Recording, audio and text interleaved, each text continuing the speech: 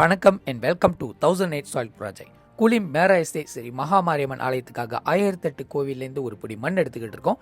இன்னைக்கு இன்னமும் கம்பார் எக்ஸ்பெடிஷனில் இருக்கோம். இன்னைக்குள்ள ஆலயம் ஸ்ரீ முன்னீஸ்வரர் ஆலயம், முனியாண்டி ஆலயம் சொல்கிற இந்த ஒரு ஆலயத்திலேருந்து ஒரு பிடி மண் எடுக்க வந்திருக்கேன். 580வது ஆலயம். இந்த ஆலயத்தோட தலைவரை தேடி ஏறத்தாழ 20 நிமிஷம் அங்கே இருக்கிற எஸ்டேட்டே சுற்றி வந்துட்டோம். கடைசியாக அவரை கண்டுபிடிச்சி அவரை வர வச்சு அவர்கிட்ட ஒரு அனுமதி கேட்ட பிறகு தான் ஒரு பொடி மண் எடுத்திருந்தேன். அதே நேரத்தில் அந்த ஏரியாவில் இருக்கிறவங்க நம்ம வீடியோஸை பல நாளாக ஃபாலோ பண்ணுறவங்களும் கூட நம்மளுக்கு சப்போர்ட் பண்ணியிருந்தாங்க. இந்த வேலையில் டெம்பிள் மேனேஜ்மெண்ட்டுக்கு நான் நன்றி தெரிவிச்சுக்கிறேன். மிக பழமையான ஆலயம், சொந்த நிலத்தில் கட்டி நல்லா பராமரிச்சுட்டு இருக்காங்க. இந்த வேலையில் அந்த ஆலயத்துக்கு நான் நன்றியை தெரிவிச்சுக்கிட்டு இருக்கேன். அடுத்து இந்த ஆலயத்தொட்டி கொஞ்சம் தொலைவில் 581வது ஆலயம், அதாவது திருப்பெருந்திரு சுப்பிரமணிய ஆலயத்திலேருந்து ஒரு பொடி மண் எடுக்க வந்திருந்தேன். இந்த ஆலயம் தற்பொழுது திருப்பணியில் இருக்காரு. இந்த ஆலயத்துக்கு சேர்ந்தவங்க நிறைய விஷயங்கள் கான்ட்ரிபியூஷனாக கேட்டிருக்காங்க. உதாரணத்துக்கு நீங்கள் நன்கொடையும் கொடுக்கலாம், அல்லது நீங்கள் கான்ட்ரிபியூஷனும் கொடுக்கலாம். பல ஆலயம் கட்டும்போது சாதாரணமாக சொந்த காசு போட்டு கட்ட முடியாது. அதே நேரத்தில் எல்லா ஆலயத்துக்கும் ஏற்ற மாதிரி ஒரு வருமானம் இருக்குன்னு சொல்ல முடியாது. அதனால மக்களோட நிதிகளை எதிர்பார்ப்பாங்க. இப்போ உதாரணத்துக்கு இங்கே இருக்கிற இந்த ஒயிட் போர்டோட இன்ஃபர்மேஷன் லிஸ்ட்டை பார்த்தீங்கன்னா ஒவ்வொரு விஷயத்துக்கும் ஒவ்வொரு தொகையை பிரிச்சிருக்காங்க. உதாரணத்துக்கு விநாயகர் மண்டபத்தை கட்டுறதுக்கு 27,000, இந்த அம்மனோட மண்டபத்தை கட்டுறதுக்கு 33,000, அதே நேரத்தில் நீங்கள் கோபுரத்துக்கு கலசத்துக்கு கொடுக்கறது 5,000. இது போன்ற விஷயங்களை எல்லாத்தையும் பிரித்து வச்சுருக்காங்க. யாரெல்லாம் நன்கொடை கொடுக்க போகிறாங்களோ அவங்க பேரை பிரிண்டட் பண்ணி வச்சுருவாங்க. அதுக்குண்டான தொகையை எடுத்துட்டு அதுக்குண்டான வேலைகளை ஆரம்பிப்பாங்க. இப்படி தான் கோவிலை கட்டப்படும். தனியாராக ஒரே ஆளு காசை போட்டுட்டு யாரும் கோயிலை கட்ட முடியாது. எல்லாரோட நிதியை வச்சு கட்டுறதுனால தான் இந்த கோவில் பொது கோயிலாக இருக்கும். தற்பொழுது திருப்பணியில் இருக்காங்க. இருட்டில் இருக்கிற வாசி என்னால் கிளியராக பிக்சர் எடுக்க முடியல. பட் ரொம்ப அழகான முருகர் ஆலயம் ஒன்று எழும்பிக்கிட்டு இருக்கு இந்த கம்பார் ஏரியாவில். இந்த வேலையில் கோவில் நிர்வாகத்துக்கு நான் நன்றியை தெரிவிச்சுக்கிறேன். நம்மளோட எண்ணமும் சிந்தனையும் பார்த்துட்டு நம்மளுக்கு ஒரு பொடி மண்ணை கொடுத்துருந்தாங்க. நானும் அவங்கள்ட்ட ப்ராமிஸ் பண்ணேன், என்னோட வீடியோஸில் அவங்களுக்கு உண்டான ப்ரோமோ செய்வேன்.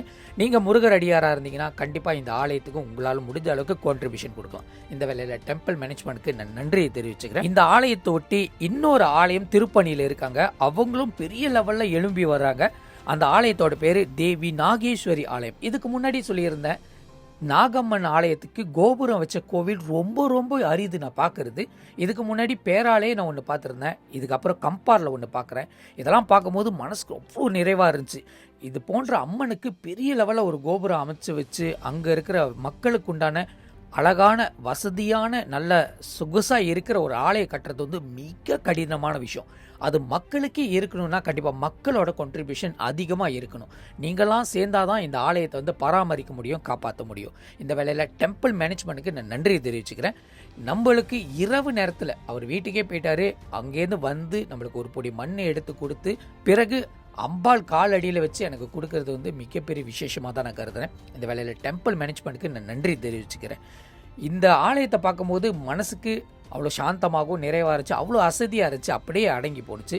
அடுத்து 581வது ஆலயம். இது கொஞ்சம் கான்ட்ரோவர்ஷியலான ஆலயம் சொல்ல முடியும். காரணம், நம்மளுக்கு மண் கொடுக்கறதுக்கு ரொம்ப சிரமப்பட்டிருந்தாங்க. குறி எடுத்துட்டு தான் இந்த ஆலயத்துக்கு வந்தேன் அப்படின்னு நான் உறுதிப்படுத்தின பிறகு தான் எனக்கு வெத்தலையில் குங்குமமாக அடித்து கொடுத்துருந்தாங்க. இந்த வேளையில் இந்த ஒரு பொடி குங்குமம் கொடுத்த இந்த ஆலயத்துக்கும் நன்றி தெரிவிச்சுக்கிறேன். தேவி ஸ்ரீ நாகமுனி ஆலயத்திலேருந்து இந்த ஒரு பொடி மண் எடுக்க வந்திருந்தேன். இந்த மண்ணை எனக்கு குங்குமமாக எடுத்து கொடுத்துருந்தாங்க. இந்த வேலையில் டெம்பிள் மேனேஜ்மெண்ட்டுக்கும் நன்றி தெரிவிச்சுக்கிறேன். பலரும் ஏப்ரல் ஃபுல் கொண்டாடுற இந்த நாட்களில் எனக்கு எந்த ஒரு ஏமாற்றமும் இல்லாமல் 584வது ஆலயமாக ஸ்ரீ மகாமாரியம்மன் தேவஸ்தானத்திலேருந்து ஒரு பொடி மண்ணை கொடுத்துருந்தாங்க. இந்த அம்மனோட ஆலயத்திலேருந்து எடுக்கும் போது இதுக்கப்புறம் பயணத்தை தொடர வேண்டாம், இன்னியோட முடிஞ்சு. டோட்டலாக 1 ஏப்ரலில் எடுக்கப்பட்டது 26 டெம்பிள், 31 மார்ச்சில் எடுக்கப்பட்டது ஏறத்தாழ 30 டெம்பிள். ஸோ இது போதும், இது வரைக்கும் எனக்கு மனசு நிறைஞ்சிருச்சு சொல்லிட்டு நாங்களும் ஸ்டாண்ட் டவுன் எடுத்தோம். இந்த மகாமாரியம்மன் அம்மனை பார்க்கும்போது மனசுக்கு அப்படியே சாந்தமாகிருச்சு. நான் அப்படியே உக்காந்துட்டேன் ஃபுல்லாகவே.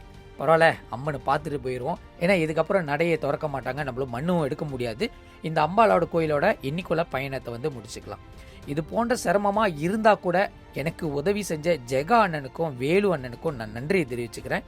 இது உங்களுக்கான பயணமாகி இருக்கிற வாசி எல்லாம் எல்லையிலும் தேடி போய் எடுக்கணும். காரணம், நீங்கள் கொடுக்குற இன்ஃபர்மேஷன் வழியாக தான் இங்கெல்லாம் ஆலயங்கள் இருக்குன்னு சொல்லிட்டு அந்த ஆலயத்தை தேடி ஒரு பிடி மண் எடுத்துகிட்டு இருக்கோம். இது வரைக்கும் 584 ஆலயம் எடுத்துட்டோம்.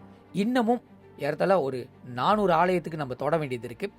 இந்த ஆலயத்தெல்லாம் தொட்டு முடிச்சுமா கண்டிப்பாக எங்களோட ஆலயம் 1008 கோவிலோட மண் வச்சு எங்களோட ஆலயமும் எழும்பிடும். இந்த வேலையில் எல்லா பக்த பெருமக்களுக்கும் என்னை சப்போர்ட் பண்ணுறவங்களுக்கும் நான் நன்றி தெரிவிச்சுக்கிறேன். நீங்கள் இல்லைன்னா கண்டிப்பாக இந்த பயணங்கள் நிறைவாக அடைய போகிறதில்ல.